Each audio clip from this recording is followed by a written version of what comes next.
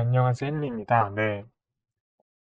일단 오늘 하루는 기술적 반등이 나왔어요. 그래서 S&P 다우 그리고 나스닥 모두 상승 마감을 했었고, 어, 여기서 눈여겨봤던 거는 역시, 소파의 핀테크 인덱스 자체가 좀 좋은 모습으로 기술적 반등을 하면서, 어, 생각보다 좀 빠른 반등이 오지 않을까 하는 예상을 하고 있습니다. 그래서 보시면은, 소파이가 지금 소파이 자체를 보시면은 이 15불 가격대에 이렇게 지지선이 되게 강력한 지지선이 형성이 됐다고 볼 수가 있어요, 기술적으로. 왜냐면 15불 근처 부근에 갈 때마다 주식이 바로 반등을 하거나 아니면 여기서 그렇게 길게 머물지 않았어요. 그래서 15불 근처에서 머물렀던 시기보다는 그 이상 올라갔던 시기가 많기 때문에, 그리고 지금 이 펀드들이 들어있는 레이시, 여기는 지금 업데이트가 안 돼서 20%지만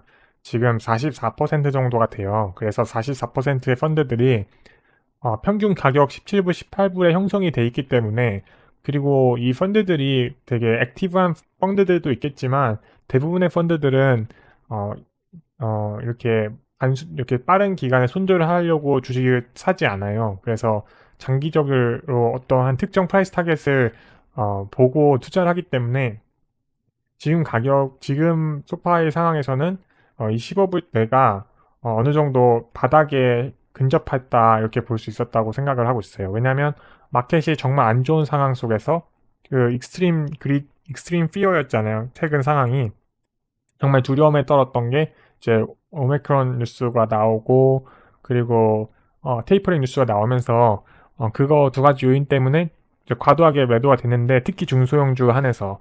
그리고 핀테크가 가장 빠른 조정을 받았고요. 그 뉴스가 나오기 전부터 페이팔 주가가 흔들리기 시작했었고, 그거를 이제 이어받아서 이제 중소형 그냥 핀테크 전체가 어, 전체적으로 봤을 때 큰 조정이 왔어요. 근데 눈여겨봐야 될 거는, 핀테크가 이 121선을 걸치는 날이 많지 않았어요. 옛날에 121선 마지막으로 거쳤던 날이 작년 11월 달인데요. 그 이후로 121선 걸친 이후로 주식은 계속 성장을 해왔었고, 그 이후로 이 주식이 한 2배 이상, 이 전체 인덱스가 2배 이상 오르면서 어떻게 보면은 여기서는 좀 고점 대비에 대한 우려 속에 조정이 시작됐다고 보여집니다. 그래서 조정이 시작되는 와중에 하필 테이퍼링 뉴스와 오미크론 뉴스가 섞이면서 더 큰 조정이 와서 결국 121선까지 지지가 받는, 121선에서 일단 지지가 나왔기 때문에 어, 여기서 내일도 상황을 한 며칠 이상 지켜봐야겠지만, 지금은 좀 뉴스가 긍정적이게 흘러가는 몇 가지 뉴스들이 이제 오미크론이 생각보다 강력하지 않고 전염성은 높으나, 뭐 이제 뉴스를 지겹도록 많이 들으셨겠지만 뭐 감기 바이러스와 이제 흡사하다 뭐 이런 식으로 뉴스가 나오고 있기 때문에 지금은 큰 패닉 셀링은 없다고 생각이 들어요. 그리고 테이퍼링 역시 사실 마켓이 조금 약간 땡깡 부리는 거, 약간 마켓이 더 이상 페드가 지지를 안 해주니까 약간 항의한 듯이 이런 반응을 보였는데, 그런데 사실 그런데도 다 이제 테크주들에서도 그 대형주에는 다 돈이 몰렸잖아요. 엔비디아도 그렇고 애플도 그렇고 다 주식, 테슬라도 그렇고 주식 가격 방어가 잘 됐잖아요. 사실 조정이라 볼 수 없을 정도로 오히려 그냥 중소형주들만 텍스를 이제 줄이기 위해서도 그런 이유도 있고 주식이 과도하게 매도되었는데, 그래서 지금은 사실 페드가 강경하게 나오고 있잖아요. 그래서 모두가 이제 다 아는 악재는 악재가 아니다. 페드가 테이퍼링을 앞당기는 거는 확실시 돼가고 있고, 그리고 사실 테이퍼링을 하루빨리 시작해야 주식시장이 원상태로 돌아가요. 그리고 인트레스트 레이트도 잡을 수 있는 유일한 방법은 인트레스트 레이트를 인플레이션을 잡을 수 있는 유일한 방법은 인트레스트 레이트밖에 없기 때문에, 그리고 지금 인트레스트 레이트를 좀 올려놔야지 나중에 뭐 무슨 상황이 생길 때마다 또 추가 대응을 할 수 있기 때문에 지금은 매를 빨리 맞는 게 더 좋은 상황이라고 생각을 하고 있습니다. 그리고 인트레스트 레이트가 올라도 1% 그 근방에 위치할 거라고 생각을 해서 아직도 저금리 세상이라고 생각을 하고 있어요. 그래서 지금의 닷컴 버블이랑은 다른 점은 닷컴 버블 때는 주식에 들어와 있던 돈도 지금보다 현저히 낮고 그때는 은행에 맡겨서 이자 받는 게 더 안전하고 더 오히려 그때는 그냥 대형 기술주 투자하는 것보다 더 안전했었어요. 그래서 지금은 그렇지 않잖아요. 지금 뭐 인트레스트 레이시 금리가 1%까지 올라도 은행에 돈을 넣어놓는 것 자체가 그렇게 달갑지 않고 차라리 주식시장에 ETF 사는 게 오히려 더 그 많은 사람들이 선호하는 길이기 때문에 그렇기 때문에 앞으로의 주식시장이 그렇게 뭐 닷컴 버블이네 뭐네 이런 거는 좀 저는 그렇지 않다는 생각을 하고 있습니다. 이제 몇 가지 오늘 뉴스는 이제 소파이가 드디어 워렌트가 이제 만료가 됐어요. 그래서 워렌트 관련 그 락업 물량 관련 뉴스는 더 이상 나오지 않을 거예요. 그래서 그거는 변동사양에서 빠지게 되었고, 그리고 소파이 같은 경우는 지금 콜옵션 되게 물량이 많아요. 그래서 이 존 나자리안이라는 사람도 지금 되게 유명한 트레이더인데, 소파이를 16불 근처에서 콜옵션을 되게 많이 담았어요. 그래서 콜옵션을 많이 담으면은 장점과 단점은 단기적으로 주식이 빨리 올라올 수는 있어요. 그런데 또 단기적으로 빨리 올라오면 그만큼 풀백이 빨리 오기 때문에 만약에 이번에 주식이 반등에 성공해서 만약 급하게 25불 근처까지 주식이 오르게 된다면 어느 정도 풀백을 예상하셔야 되지 않을까 생각을 하고 있어요. 너무 급하게 오르면.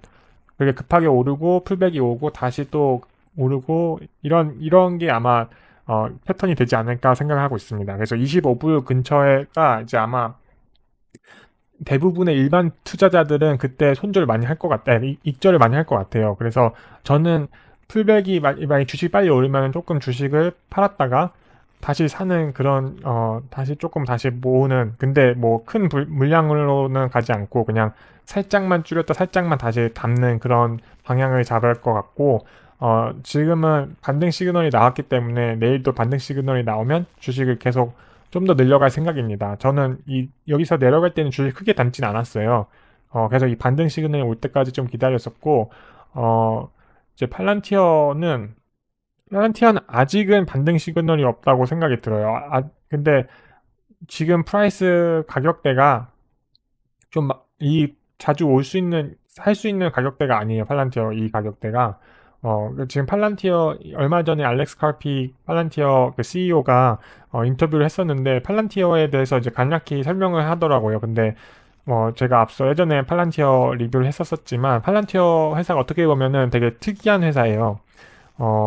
이 원래 실리콘밸리에서 시작했는데 사실 좀 팔란티어가 안 좋게 말하면 왕따 같은 회사였는데 그 이유가 정부랑 이래서 그랬었거든요. 그래서 왜냐면 대부분의 실리콘밸리 회사들은 뭐 애플, 구글 뭐 정부랑 일하지 않아요. 그 자기네 이익을 위해서 존재하는 회사들이기 때문에 굳이 정부랑 일할 이유도 없고 그런데 이제 팔란티어의 입장은 미국이 전 세계 소프트웨어에서 1위인 나라이기도 하고 미국을 소프트웨어로 넘볼 만한 나라는 없잖아요. 이스라엘이 많은 스타트업이 있고 소프트웨어 쪽으로 강력하긴 해도 미국의 소프트웨어를 이길 수 있는 나라는 없고 그렇기 때문에 이 알렉스 칼피 이 CEO의 생각은 우리가 이렇게 강력함에도 불구하고 왜 우리가 정부랑 일하지 않느냐, 왜 정부랑 일하는 걸 나쁘게 생각하느냐, 뭐 네이비랑도 일할 수 있고 미국에서 돈을 벌고 미국에서 성장을 했으면 미국을 더 강력하게 만들어줄 수 있지 않느냐가 팔란티어의 입장이었어요. 그래서 팔란티어는 남들보다 좀 다르게 생각을 했고 다르게 성장을 해서 지금은 실리콘밸리에 안 있고 다른 데로 이사를 갔어요. 그래서 알렉스 카피가 그런 부분에서 자부심을 느껴 하는 것 같고 저도 그 부분이 팔란티어 자체를 다른 회사로 만드는 거라고 생각을 하고 있어요. 그래서 팔란티어의 이 프로덕트, 그 AI 기술과 이 데이터 아날라이징 하는 기술 자체는 좀 좋게 평가를 하는 것 같아요. 시장에서도 좋게 평가를 하고, 네, 단지 이 회사가 고집이 있다 보니까 알렉스 카피도 하는 말이 아직 우리 프로덕트에는 자신이 있지만 아직 세일즈 부분에 있어서는 미흡하다 이런 식으로 말을 했었어요. 그래서 그 말이 정말 맞아 떨어지는 게 팔란티어는 2004년에 시작을 했지만 상장은 얼마 하지 안 된 회사고 이렇게 퍼블릭으로 오퍼링하는 회사로 거듭난 건 얼마 안 됐어요. 그래서 앞으로 팔란티어의 행보는 정부랑 일을 계속 유지하면서 커머셜 회사와 더 계약을 많이 따내는 게 큰 목표가 될 것 같고, 최근에 이 팔란티어가 계약을 따고 있는 이 커머셜 회사들의 퀄리티가 되게 많이 상승하고 있어요. 그래서 팔란티어가 과거 정부랑 일해서 모든 게 비밀리에 진행됐기 때문에 팔란티어가 정확히 무슨 일을 하고 팔란티어 프로그램이 얼마나 강력한지는 알 수 없었지만 이제 커머셜 회사와 계속 일을 하고 계속 이 팔란티어의 제품이 증명이 되고 있는 상황이기 때문에 앞으로는 그 부분에 있어서 계속 꾸준히 성장을 할 수 있고 가이던스가 조금 더 좋아질 수 있다는 생각을 하고 있습니다.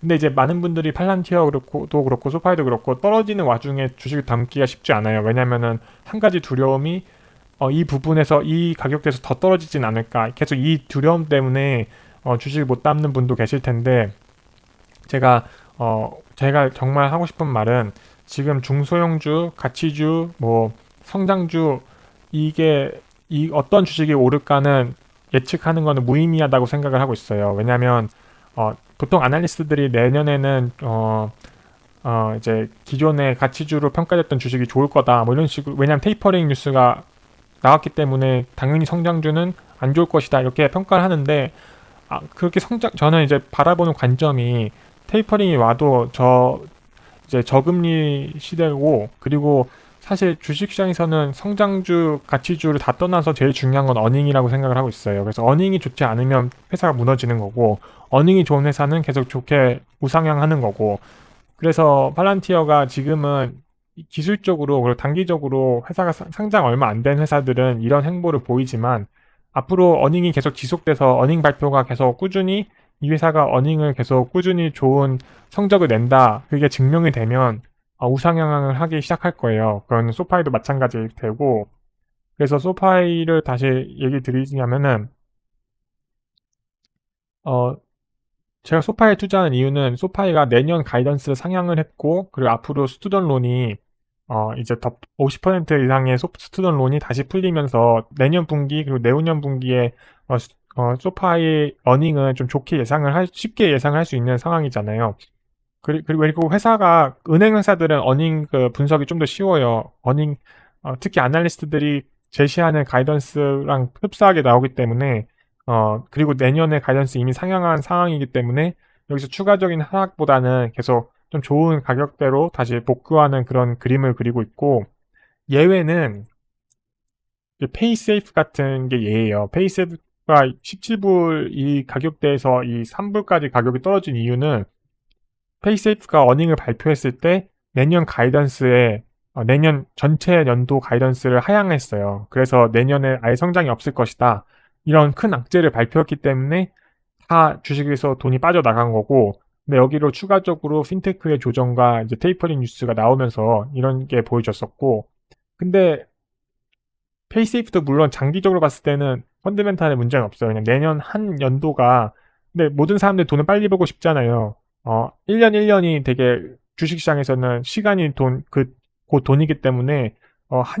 1년이라도 이제 성장하지 못하면, 성장주들은 이렇게 다큐사인도 최근에 사태를 보면 어닝이 조금만 성장세가 조금만 둔해지더라도 이런 행보를 보인다고 생각을 하고 있어요. 그래서 성장주를 투자하실 때는 어떤 유튜버가 무슨 말을 하든 중요하지 않아요. 제일 중요한 건 어닝이고, 3분기 어닝 동안 성장이 둔화되거나 아니면 1년 동안 성장이 지속되지 않았거나 하면은 가차없이 성장주는 버리셔도 돼요. 왜냐면은 성장주의 유일한 메리트는 성장을 빨리 하는 거다, 그거 하나밖에 없어요. 그것 때문에 높은 밸류에이션을 받는 게 성장주이기도 하고, 소파이 같은 경우는 지금 마켓캡이 한 14조 정도 되잖아요. 근데 쉽게 얘기하자면 디스커버 파이낸셜 서비스가 있어요. 디스커버 은행 많이 아실 테고, 디스커버만 봐도 32조밖에 안 돼요, 이 밸류에이션이. 왜냐면 그 한 쿼터에 3 빌리언 달러를 버는 회사인데, 레베뉴만. 그리고 EPS도 되게 높은 편인데 주가가 32 빌리언 이상 오르지 않는 이유는 성장성이 없기 때문에 더 이상 은행들이 특히 이런 걸 많이 보여주는데, 은행들은 이제 성장이 거의 없거든요. 이미 은행으로 자리 잡은 회사들은 5%에서 10%, 많으면 10% 성장률을 보이는데 10% 성장률 갖고는 주식이 오르지 않아요. 그래서 이제 배당주로 변해요. 그래서 디스커버도 이제 성장주에서 원래 옛날엔 성장주였지만 지금은 이제 배당주로 변한 모습을 보실 수가 있는데, 그래서 이제 성장주들은 연평균 레베뉴 그로스가, 그 EPS 그로스도 마찬가지고 40% 레베뉴 같은 경우는 40% 이상 성장을 해야 좋은 메리트가 있고, EPS 같은 경우는 아무리 못해도 20% 이상 성장을 해야 성장주로서 투자할 가치가 있습니다. 그렇지 않은 회사들은 성장주로서 메리트가 없다고 생각이 들어요. 왜냐면은 우리가 아무리 뭐 5년, 10년 바라보고 투자를 해도 거기에 대한 리스크가 있잖아요. 5년 동안, 10년 동안 내 주식을 안 떨어진다 하더라도 오르지 않는 것 자체가 손해거든요. 그 시간 동안. 그래서 주식을 장기간 동안 우상향하고 꾸준히 오를 수 있는 주식을 뽑으려면 제일 중요한 게 어닝이고, 어닝 분석은 매번 하실 때 저번 연도 같은 분기의 어닝을 비교하셔야 돼요. 그래서 만약에 이번 연도 2분기 어닝이 작년도 2분기에 비해서 얼만큼 성장했느냐, 그게 가장 주식 가격을 맞추는데 가장 쉽고 가장 정확한 방법입니다. 단기적으로 주식시장의 가격 흐름은 아무도 예측을 할 수 없고, 트레이더들이 예측하는 건 그냥 확률 싸움에 불과해요. 그래서 확률적으로 뭐 50%에서 60%, 많으면 60%그 확률에 돈을 거는 거야 트레이더고, 일반인들은 그거를 할 수 있는 멘탈리티를 갖추지 못해요. 이유는 60%라 하더라도 물론 돈을 더 벌 수 있는 확률이지만 그게 계속 안 될 수도 있거든요. 그리고 돈을 크게 걸었는데 거기서 손해가 클 수도 있고, 그렇기 때문에 이제 멘탈이, 그거를 하려면 트레이더의 멘탈을 가지고 있어야 되는데, 그거는 많은 분들이 피곤하기도 하고 굳이 할 필요가 없어요. 리스크가 너무 크기 때문에. 그래서 단기적인 가격 예측은 누가 와도, 어떤 유튜버가 말아도, 그리고 어떤 애널리스트들, 그 유명한 골드만삭스, JP 모건, 그 애널리스트들이 와서 얘기를 해도 맞출 수 없는 게 단기적인 흐름입니다. 그래서 그걸 모든 걸 뛰어넘는 거는 어닝이라는 걸 좀 말씀드리고 싶고, 앞으로 내년에 뭐 성장주가 안 좋대 뭐냐 이런 애널리스트의 평가도 의미가 없는 게, 결국 어닝이 좋은 회사가, 펀드멘탈이 좋은 회사가 결국 올라간다. 그게 제가 하고 싶은 말이고, 주식이 좀 앞으로 이 주식이 특히 성장주들 많이 투자하시니까 이 주식이 잘 성장할지 못할지 이제 두려움이 있으신 분들은 제일 중요한 걸 어닝을 많이 보시면 돼요. 그 3분기 어닝 동안 제가 말씀드린 30%, 40% 레베뉴가 30%, 40% 이상 성장하지 못한 주식들은 투자할 가치가 없다는 걸 좀 얘기 드리고 싶습니다. 네, 오늘은 여기까지 하고, 앞으로 소파이는 이제 워렌트도 끝났고 락커 물량 다 풀렸기 때문에 앞으로의 변동성은 좀 낮아지는 걸 기대하고 있어요. 그리고 팔란티어 역시 앞으로 성장주이기 때문에 다음 어닝에서 좋은 모습을 보이면서, 팔란티어도 지금 가격이 메리트가 상당히 좋기 때문에 좋은 성장세를 보여줬으면 하는 바람이 있습니다. 네, 오늘 여기까지 하겠습니다. 감사합니다.